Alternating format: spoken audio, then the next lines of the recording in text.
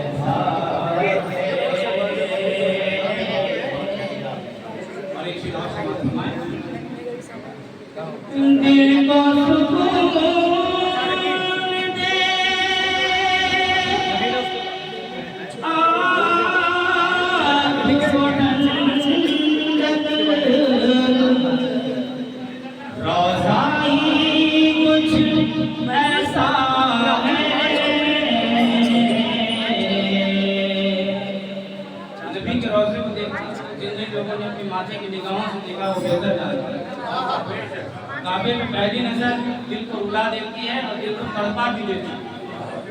نبی کے روضے کی زیارت کی پہلی نگاہ پڑتی ہے تو دل کو تڑپا بھی دیتی ہے اور رلا بھی دیتی ہے. دل کو سکون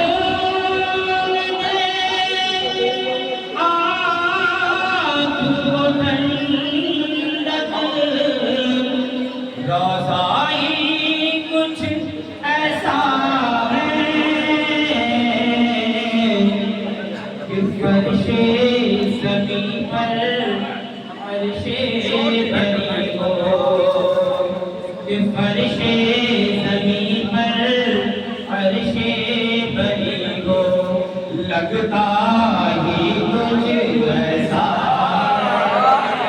فرش زمین پر عرش بری ہو لگتا ہی کچھ ایسا ہے. اور وقت حاضر کو دیکھتے ہوئے یہ آخری شعر بہت سارے ان کے در پر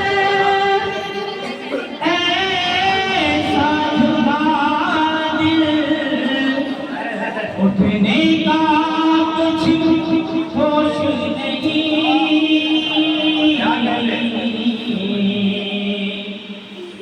ان کے در پر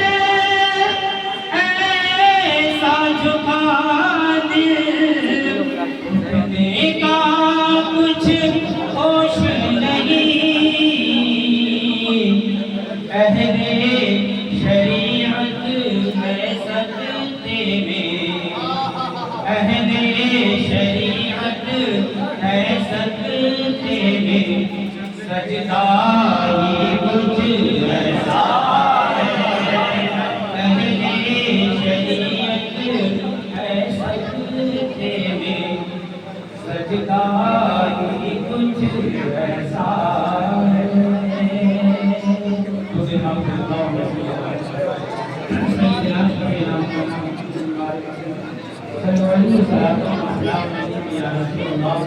صلی اللہ علیہ وسلم۔ اللہ تبارک و تعالیٰ نے پیارے نبی صلی اللہ علیہ وسلم کتاب فرمائی، قرآن مجید، قرآن حکیم، اور اس بارے میں اللہ فرمایا باری کا کتاب دار تفہیم، قرآن وہ کتاب ہے جس میں شک کی کوئی گنجائش نہیں۔ آپ کو پتا ہوگا، آپ نے سنا ہوگا، نہیں سنا ہے چیزیں اللہ نے چار بڑی کتابیں فرمائی ہیں، تورات، زبور، انجیل اور قرآن، یہ چار بڑی کتابیں، باقی صحیفے اور نبیوں پر بھی نازل ہوئے۔ اس وقت جو انبیاء کرام کو کتابیں صحیفے دیے جا رہے ہیں، وہ اس وقت کے قانون کے مطابق جو لوگوں میں نافذ کرنا ہوا تھا وہ صحیفوں میں اور ان کتابوں میں ہوتا تھا، مگر اللہ تبارک و تعالیٰ سے داؤد علیہ السلام ثبوت مانگا، کتاب انہوں نے مانگی۔ ان کی قوم نے کہا کہ ایک وقت آئے گا آپ ہماری نظروں سے اوجھل ہو جائیں گے، آپ ہمارے درمیان موجود نہیں ہوں گے، اس وقت ہماری رہنمائی کون کرے گا؟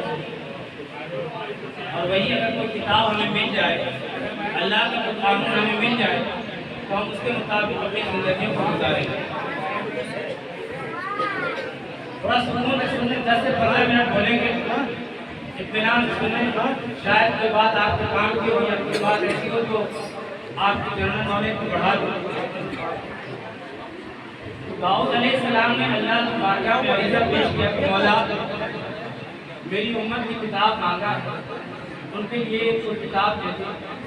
اللہ نے منع فرمایا کتاب نہ دو، کیونکہ کتاب دو گے اس قانون کو فالو کرنا ماننا اتنا آسان نہیں ہوگا۔ جو اس وقت میں آسانی تھی تو ہم نے تمہیں بتا دیا، اس پر لوگ عمل کریں، مگر لوگوں کی بار بار اصرار کرنے پر اللہ تبارک و تعالیٰ نے داؤد علیہ السلام کو فرمایا کہ مسلسل آپ روزے رہو، دن اور رات قوم کے ساتھ، نہ کوئی سحری نہ کوئی افطار، اور یہ عمل لمبے وقت تک جاری رہے، مقدار کے مطابق 6 مہینے سے سال بھر تک یہ روزہ داؤد علیہ السلام نے رکھا۔ تو اللہ تبارک و تعالیٰ نے کتاب قبول رکھا، مگر ہوا یہ کہ وقت جیسے جیسے آگے بڑھتا گیا، ان کے ماننے والوں نے اپنی آسانی کے لیے ان کتابوں میں رد و بدل کر دیا۔ جو قرآن جو قانون سخت قانون تھے ان قانون کو ہٹا دیا گیا، لوگ اپنی مرضی کے مطابق قانونوں کو اس میں ڈال دیں۔ وہی حال توریت کا ہوا، وہی زبور کا ہوا، وہی انجیل کا ہوا۔ آپ سننے کے موڈ میں نہیں ہے، اس لیے بہت جلدی یہ بتایا کہ تینوں کتابوں میں تحریف ہو گئی، تینوں کتابوں میں بدلاؤ ہو گیا، مگر اللہ تبارک و تعالیٰ نے اپنے پیارے محبوب صلی اللہ علیہ وسلم نے، اللہ کے نبی نے قرآن مانگا نہیں، مگر اللہ نے اپنے نبی کو قرآن عطا فرمایا، اور یہ شرط نہیں لگائی کہ محبوب ہم نے جس طرح موسیٰ سے کہا تھا کہ کوہ طور پر آؤ تو ہم تمہیں کتاب دیں گے، اور ہم نے جس طرح سے داؤد علیہ السلام کو کتاب دیا تو انہیں کسی مقام خاص پر بلایا کہ اپنی عبادت خانے میں آئے ہم وہاں کتاب دیں گے۔ عیسیٰ علیہ السلام کو عبادت خانے میں بلایا اور ہم نے کہا کہ یہاں آئیے ہم آپ کو کتاب دیں گے، مگر محبوب آپ کے لیے یہ شرط نہیں ہے، آپ جب جہاں جس جگہ ہوں گے اللہ کا حکم اسی جگہ پہ آ جائے گا۔ اگر آپ مکے میں ہوں گے تو قرآن مکے میں آئے گا، آپ مدینے میں ہوں گے تو قرآن مدینے میں آئے گا، یہاں تک کہ اے نبی اگر آپ حضرت عائشہ کے پہلو میں اگر ہوں گے تو قرآن کا نزول وہاں بھی ہوگا۔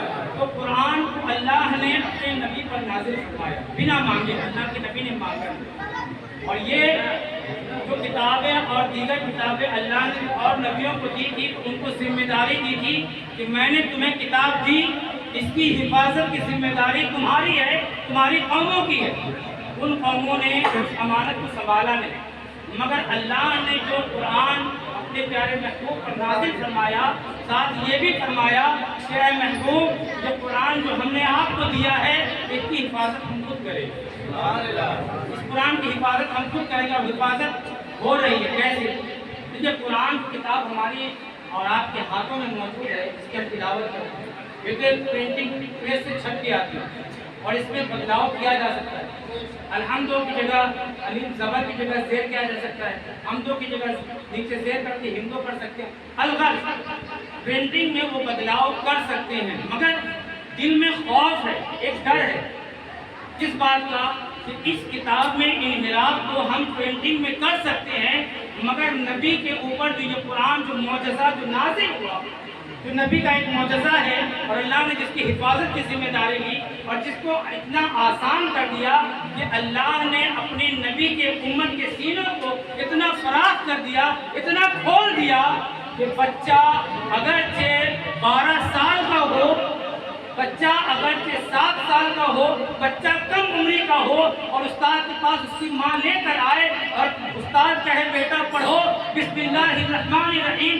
تو بچہ بسم اللہ سے شروع کرے اور 17 پارے قرآن سنا دے، تو یہ میرے نبی کے قرآن کا معجزہ ہے کہ اللہ میرے نبی کی امت میں رہنے والا اپنی ماں کے پیٹ میں 17 پارے قرآن کا حافظ ہوتا ہے اور نام عبدالقادر جیلانی ہے۔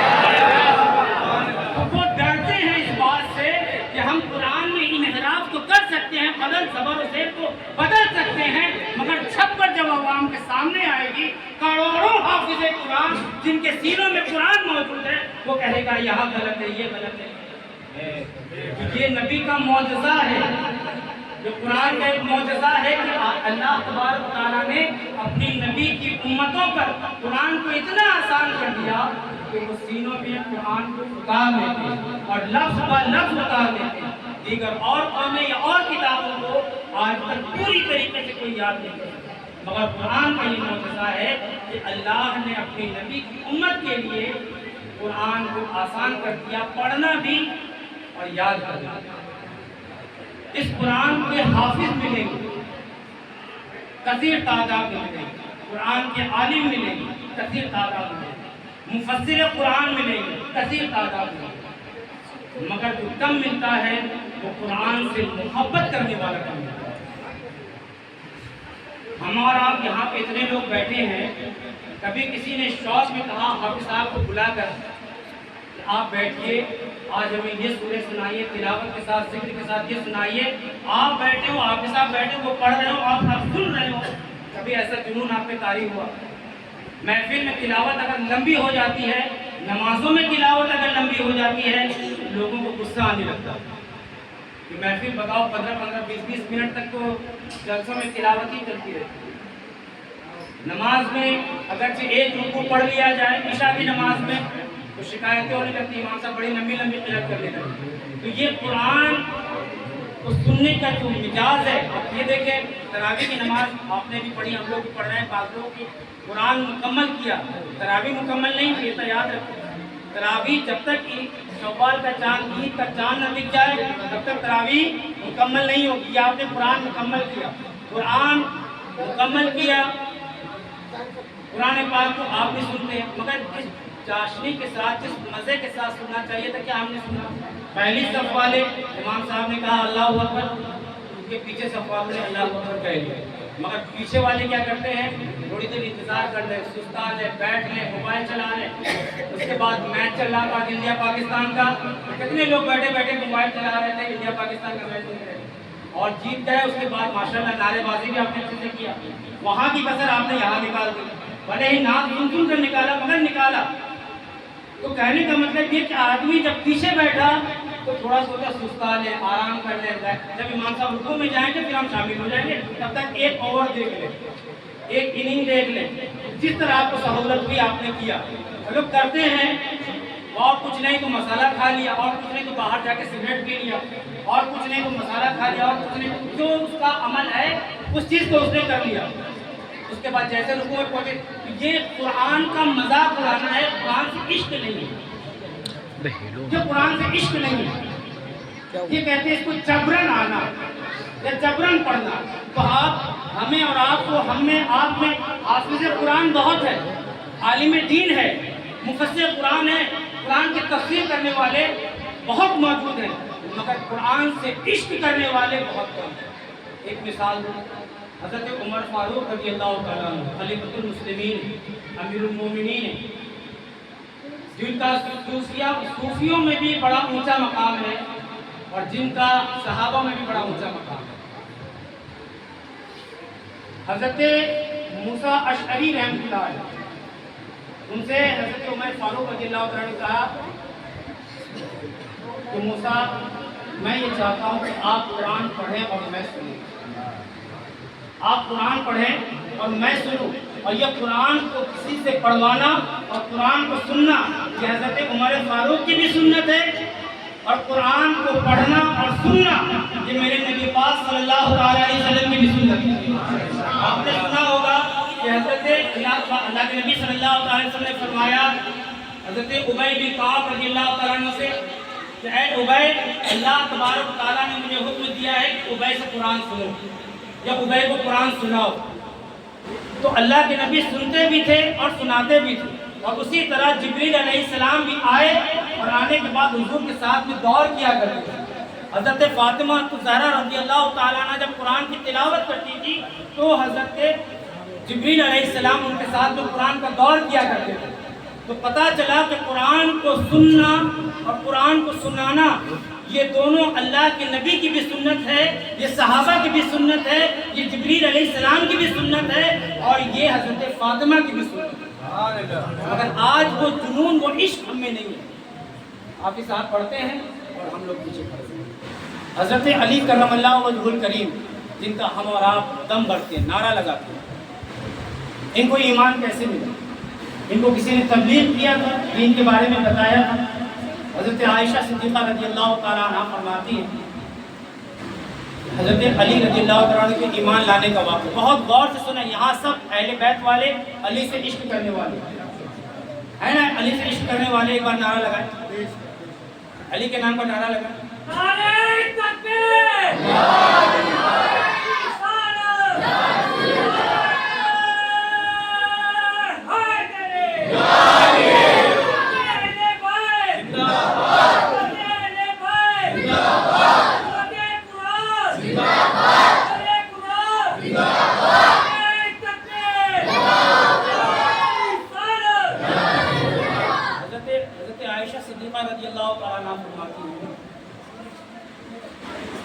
حضرت علی کے ایمان لانے کا واقعہ یہ تھا، ان کو کسی نے تبلیغ نہیں کی۔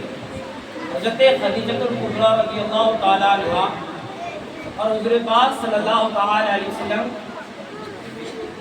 نماز ادا فرما رہے اور حضرت علی حجرے میں داخل ہوئے، انہوں نے نماز پڑھتے ہوئے دیکھا تو انہوں نے حضور سے کہا نماز کے بعد، یا رسول اللہ، آپ جو یہ کر رہے تھے اسے کیا کہتے ہیں؟ یہ کس طریقے کی عبادت ہے؟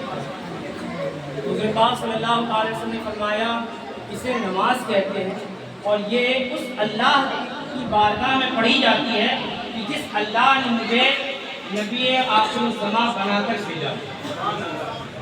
حضرت علی فرماتے ہیں کہ اگر وہ اللہ ایک ہے اور عبادت کے لائق ہے اور اس کی اس طرح سے عبادت کی جاتی ہے تو مجھے بھی کلمہ پڑھا کر آپ مسلمان۔ تو حضرت علی نے صرف نماز کو دیکھ کر عشق دل میں پیدا ہوا، اور یہی حال حضرت عمر فاروق رضی اللہ تعالیٰ عنہ کا تھا۔ کفار کہتے تھے یہ جادوگر ہے، کفار برا بھلا اپنے الفاظ میں جو اس کو آتا تھا وہ کہتے تھے۔ ایک طرف حضور پاک صلی اللہ علیہ وسلم خانہ کعبہ میں نماز پڑھتے تھے، اور ایک طرف کفار و مشرکین حضور کو شہید کرنے کے لیے پلاننگ پروگرام بنایا کرتے تو یہ خلف یہ حضرت عمر فاروق رضی اللہ عنہ کشمکش میں کہ میں ان کی سنوں یا ان کی دلی کہ جو ایک اللہ کی عبادت کرتے ہیں پھر خانہ کعبہ کے طرف لگے رہتے ہیں، عبادت کرتے رہتے ہیں، نمازیں پڑھتے رہتے ہیں، ایک خدا کے بارے میں بتاتے ہیں، اور ایک طرف یہ ہے جو ان کو ایسی بات کہنے کے پیچھے مارنے پہ شہید کرنے کے پیچھے۔ تو اسی خلفشار میں جب انسان کا دماغ جلا جاتا ہے تو وہ کوئی فیصلہ کرتا ہے کہ جس کی وجہ سے یہ ساری چیزیں کیوں نہ اس شہر کو یا اس چیز کو ختم ہی کر دیا جائے کہ جس کی وجہ سے میرے ذہن میں خلفشار ہے۔ تو اسی تیش میں انہوں نے تلوار نکالی، تلوار نکال کر آ رہے تھے، کسی نے بتایا بہن قرآن پڑھ دی، جا کے پہلے اسے دیکھ اسے سدھار لو۔ حضرت عمر فاروق نے بہن کے گھر گئے، وہاں گئے، جا کر بہن کو بہت مارا، پھر دل میں کیا آیا کہ اچھا جو کہہ رہی تھی جو پڑھ رہی تھی مجھے پڑھ کے سنا، جب پڑھ کر سنایا تو دل موم ہو گیا کہ نہیں یہ تو انسان کا کلام ہو ہی نہیں سکتا، کچھ دل وہاں موم ہوا۔ اس کے بعد جب حضرت عمر حضور کے پاس آئے تو حضور پاک صلی اللہ علیہ وسلم نے جھٹکا دے کر گردن میں جو بھی تھا رومال تھا یہ گریبان کو پکڑ کر جھٹکا دیا، کہا عمر کیا وہ وقت نہیں آیا کہ تم ایمان قبول کر لو؟ حضرت عمر نے فرمایا یا رسول اللہ ایمان ہمیں مجھے بھی کلمہ پڑھوایا۔ تو وہ جو نماز کو پڑھتے دیکھا، حضور کی عبادت کو دیکھا تو وہ دل میں محبت کی جگہ بن گئی، اور پھر اللہ کے نبی نے دعا بھی فرمائی تھی یا اللہ یا عمر بن ہشام دے دے یا عمر بن خطاب دے دے۔ تو نبی پاک صلی اللہ علیہ وسلم کی دعا بھی ہے۔ تو بتانے کا مقصد یہ کہ حضرت علی کرم اللہ وجہہ الکریم نے جن کو ہم اور آپ اتنی محبت کرتے ہیں، جن سے اتنی محبت کرتے ہیں، جن کی محبت کا دھم کرتے ہیں، جن کی محبت سے ہم نعرہ لگاتے ہیں، اور جن سے اہل بیت اطہار کا سلسلہ چلا، جس حسن سے محبت کرتے ہیں، جس حسین سے محبت کرتے ہیں، اس علی کے ایمان لانے کا واقعہ کیا بتایا؟ نماز پڑھتے دیکھا اور ایمان قبول کر، اور آج علی کے ماننے والے اسی نماز کے، کتنی بدقسمتی کی بات ہے، کتنی بدقسمتی کی بات ہے۔ اب آپ اور ایک چیز دیکھیں، حضرت علی رضی اللہ تعالیٰ عنہ کا قول ہے، حضرت علی فرماتے ہیں کہ اگر کوئی بہتا ہوا دریا ہو، بہتے ہوئے دریا میں اگر شراب کا قطرہ گر جائے، پھر وہ دریا خشک ہو جائے، پھر وہاں پر گھاس نکل آئے، اور میرا گھوڑا جس پر میں سواری کرتا ہوں اس دریا کی اس جگہ کی گھاس کھا لے، تو میں علی اس گھوڑے کی سواری کرنا پسند نہیں کرتا، میں علی اس گھوڑے کی سواری کرنا پسند نہیں کرتا۔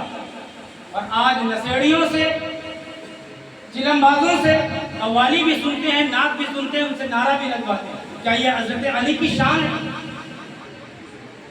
اور حضرت فاطمہ الزہرا رضی اللہ تعالیٰ عنہ کی چادر اور ان کی پاکی کا چرچا، ان کا نام لے لے کر نعت و منقبت پڑھی جاتی ہے، ان کے نام کے قصیدے پڑھے جاتے ہیں، ان کا نام بلند کیا جاتا ہے، مگر کیا آپ کو معلوم ہے کہ وہ جو شاعر جس کو آپ نے بلایا کیا باوضو ہو کر آیا؟ کیا وہ مسالہ کھایا ہوا نہیں تھا؟ کلّا کیا نہیں کیا؟ کیونکہ بہت ایسی اسٹیجوں میں آپ نے دیکھا ہو کہ ایک طرف مسالہ چل رہا ہوتا ہے، خوب چل رہا ہوتا ہے، جیسی نام آتا ہے فوراً کھڑے ہو جاتے ہیں۔ بتانے کا مقصد اتنا ہے کہ حضرت حضور مفتی اعظم ہند جو سرکار اعلیٰ حضرت کے بیٹے، ان کا بڑا نام تھا، بڑی شہرت تھی، تو کسی ایسے شخص نے کہا کہ یار تم لوگ جس کو بھی بڑا بناتے ہو اس کو اعلیٰ ہی بناتے ہو، ایک تھے تو ان کو آپ نے اعلیٰ حضرت بنا دیا، ایک مفتی ہے تو ان کو آپ نے مفتی اعظم بنا دیا۔ کہاں جو اعظم ہوتے ہیں ان کو اعظم کہتے ہیں، جو اعلیٰ ہوتے ہیں ان کو اعلیٰ کہتے ہیں۔ کہا بس مجھے آپ سے، آپ کے اعظم سے، مفتی اعظم سے کچھ باتیں پوچھنی ہے۔ ٹھیک ہے جو باتیں پوچھنی چلو میں بتا دیتا ہوں۔ تو وہ مرید اور وہ شخص دونوں حضرت مفتی اعظم ہند کی بارگاہ میں آئے، اور آنے کے بعد کہا کہ میں آپ سے چند سوال کرنا چاہتا ہوں، یہ ایمان کو تر و تازہ کرنے والی بات ہے۔ سرکار اعلیٰ حضرت سے عشق کرتے ہیں نا، مفتی اعظم ہند رحمۃ اللہ علیہ سے آپ ہم اور آپ عشق کرتے ہیں، ہے نا؟ تو ہم شہر بریلی سے بھی عشق کرتے ہیں، اس لیے کہ اس جگہ پہ سرکار اعلیٰ حضرت رہتے ہیں، مفتی اعظم ہند رہتے ہیں، سرکار تاج الشریعہ رہتے ہیں۔ تو وہ جب آئے تو انہوں نے پوچھا کہ حضور کی کتنی بیٹیاں ہیں؟ تو مفتی اعظم ہند اٹھے، اٹھنے کے بعد اپنی ڈرائنگ کے اندر چلے گئے، یا ایک دروازہ کھولا اندر چلے گئے۔ تو وہ جو شخص سوال کرنے آیا تھا وہ کرنے بتا اتنا آسان سے سوال تھا کہ حضور کی کتنی بیٹیاں ہیں اور یہ کتاب دیکھنے چلے گئے۔ مرید بھی اب کیا بولے، اندر کا معاملہ تو پتہ نہیں کہ اندر کیا کرنے گئے. انہوں نے کہا ہاں یار بات تو بہت چھوٹی سی تھی، اتنی چھوٹی سی بات میں کتاب دیکھنے کی کیا ضرورت تھی. پھر وہ مرید بیان کرتے ہیں کہ جب حضرت باہر آئے ان کے چہرے سے پانی ٹپک رہا تھا، ان کے ہاتھوں سے پانی ٹپک رہا تھا، گویا یقینی طور پر وہ وضو بنا کر آئے.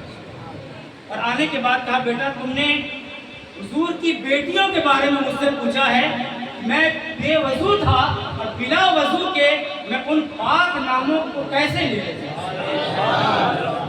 یہ مفتی اعظم ہند رحمۃ اللہ علیہ کا تقویٰ تھا کہ بلا وضو حضور کی بیٹیوں کے نام نہیں لیا کرتے تھے، اور یہاں آج پوری محفل ہو جائے گا. سمجھیں فرق سمجھیں. حضور نے جو کہا تھا اے علی تیری محبت میں بھی برباد ہوں گے اور تیری بغض میں بھی برباد ہوں گے، تو ہم کس طرف ہیں اندازہ لگا لیں. یہ محفل قرآن ہے، یہ محفل قرآن ہے، اور اس قرآن کی محفل کو جس کو ہم نے اور آپ نے رچایا سجایا بسایا ہے، یہاں پہ آئے ہیں تو کچھ لے کر جائے. لے کر کیا جانا ہے؟ قرآن وہ کتاب ہے جس میں شک کی کوئی گنجائش نہیں. قرآن وہ کتاب ہے جس کو جو نبی کے معجزوں میں سے ایک معجزہ ہے نا. قرآن کی تعلیم ہمارے لیے سب سے پہلے قرآن پڑھنے اور قرآن پڑھنا ہے. حضور کی بارگاہ میں آخری ایک حدیث آپ کے سامنے رکھوں اور اس کے بعد حضور کی بارگاہ میں صحابہ کرام بیٹھے ہوئے. حضور مسجد نبوی میں اپنے مصلی پہ بیٹھے ہوئے. اتنے میں حضرت اسرائیل علیہ السلام تشریف لا. اسرائیل علیہ السلام کا کیا کام ہے آپ کو پتہ ہے؟ روح قبض کرنا. حضرت اسرائیل علیہ السلام کا کام ہے روح قبض کرنا. حضرت اسرائیل علیہ السلام کو دیکھا حضور نے تو سلام عرض کرنے کے بعد حضور سے کہنے لگے کہ آپ کے اس صحابی کی میں روح قبض کرنے آیا. حضور پاک صلی اللہ علیہ وسلم نے صحابی سے کہا کہ تمہارا وقت تو آ گیا، اللہ تبارک و تعالیٰ کی طرف تمہیں لوٹنا ہے. تو حضور موت تو یقینی ہے، موت تو آنی ہے. سنیں حضور موت تو حق ہے، موت تو آنی ہے، مگر میں چاہتا ہوں کہ میں اللہ سے اس حال میں ملوں کہ میں کوئی نیک کام کر رہا ہوں. میں اللہ سے اس حال میں ملوں کہ میں کوئی نیک کام کر رہا ہوں.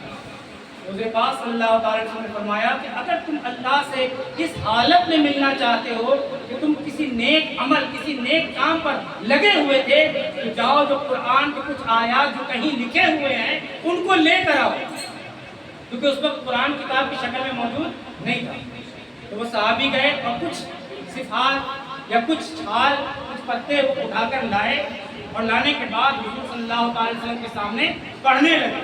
اور پڑھتے پڑھتے اور سننے سناتے کی حالت میں اسرائیل علیہ السلام نے ان کی روح قبض کی. حضور پاک صلی اللہ علیہ وسلم نے فرمایا کہ یہ شخص جس کی موت اس حالت میں آئی کہ قرآن پڑھتے ہوئے اس کی روح قبض کی، اس کی روح نے اس کی جسم سے پرواز کر نکل گئی، اللہ کے سامنے کل یہ جب حاضر ہوگا یہ قرآن پڑھتا ہوا اٹھایا جائے گا. اور اللہ کا وعدہ ہے کہ جو ایسے حال میں اٹھے گا پھر اللہ تبارک و تعالیٰ اسے اپنے سامنے کھڑا کرے گا. قیامت میں اللہ اسے اپنے سامنے کھڑا کرے گا اور اس سے قرآن سنے گا اور اسے کہے گا تو سناتا جا. وہ سناتا جائے گا اور اللہ اس کے درجوں کو بلند کرتا جائے گا اور فرمائے گا جا تیرا مقام یہ تھا اب تیرا مقام ہو. یہ اس عام آدمی کا حال ہے جو قرآن پڑھ رہا تھا، اور یہی حال حافظ قرآن کا بھی ہے. مگر شرط اللہ کے نبی نے لگائی کہ شرط یہ ہے کہ وہ حافظ قرآن تقویٰ میں ہو، پرہیزگاری میں ہو. جس کی زندگی تقویٰ اور پرہیزگاری میں گزری اور قرآن کے آیت کے مطابق اس نے اپنی زندگی گزاری، اللہ تبارک و تعالیٰ اس حافظ قرآن کو وہ مقام عطا فرمائے گا اور فرمائے گا میرے سامنے اس حافظ قرآن کو لایا جائے. اور اس حافظ قرآن سے اللہ فرمائے گا کہ سنا جو تو قرآن پڑھا کرتا تھا. پھر وہ حافظ قرآن پڑھنا شروع کرے گا، وہ پڑھتا جائے گا، اللہ اس حافظ قرآن کے درجات کو بلند کرتا چلا جائے گا. اور پھر اللہ فرمائے گا داخل ہو جا اس جنت میں جس کا مقام میں نے تمہارا بہت بلند کیا. اس لیے قرآن کو پڑھیں، قرآن سنیں. قرآن پڑھنا بھی ثواب ہے، قرآن کو سننا بھی ثواب ہے. اسکول اور کالج میں کوئی فرق نہیں ہوتا. علم حاصل کرے چاہے انگریزی حاصل کرے चाहे आप कुरान की तालीम हासिल मदरसे में हासिल करें, स्कूल में हासिल करें, इल्म है हासिल करें। फर्क ये है कि इल्म जो आप हासिल कर रहे हैं उस इल्म से आप दुनिया कमा रहे हैं या अपने लिए आखिरत कमा रहे हैं। और डॉक्टर इकबाल मदरसे के पढ़े नहीं थे, उन्होंने वही सब अंग्रेजी किताबें पढ़ी, दीगर और लोग हैं, मगर लोगों ने PhD करके हदीसों पर, कुरान की आयत पर PhD किया, उनको पढ़ा, उनको समझा और उसके मुताबिक अपनी जिंदगी गुजारी। तो पढ़े आप चाहे मदरसे में पढ़े चाहे आप स्कूल में, पढ़ने के बाद आपका जो अमल है, आप डॉक्टर बने, इंजीनियर बने, कुछ भी बने, बनने के बाद जो आपको इल्म मिला, ज़हन मिला, सोच मिली, फिक्र मिली और सोचने की सलाहियत मिली, सही और गलत फैसला करने में आपको जो फर्क मिला, उस फर्क से आप कितना फर्क कर पाते हैं, कितना हक और कितना बातिल में आप फर्क कर पाते हैं, ये आपका इल्म है।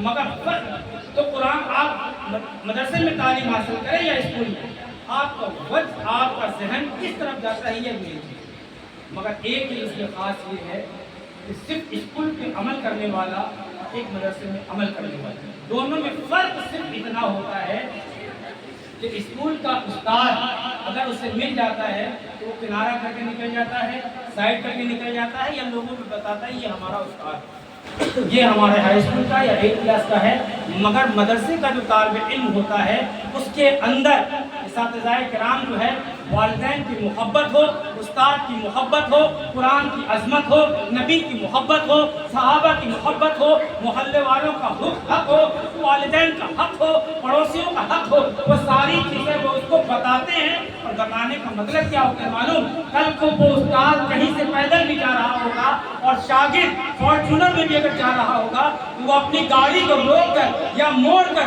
घुमा कर आएगा, उस्ताद के हाथ को छूमेगा और उसे सलाम करेगा। ये मदरसे में और स्कूल में फर्क होता है। तो लिहाजा अपने बच्चों को कुरान की तालीम दें। आप स्कूलों की तालीम भी दें मगर कुरान की तालीम जरूर दें, इसलिए इस तालीम से दुनिया और आखिरत दोनों संवरती है। इसके लिए आप अपने लिए जन्नत भी बनाते हैं और अपनी आखिरत की आप तैयारी भी करते हैं। अल्लाह तबारक व तआला हमें आप सबको हमें